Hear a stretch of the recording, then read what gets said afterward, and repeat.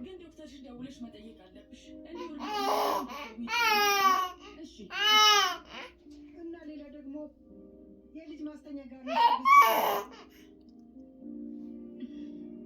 ማለቴ ለአንቺ ጊዜው ገና ነው። ግን ይችኛዋ ማምጫዋት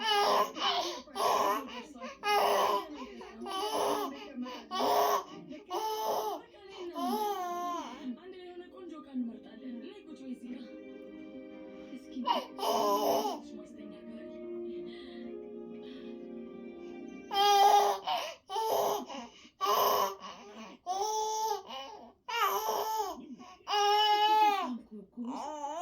እስከመሞት ድረስ ብትስሚኝስ?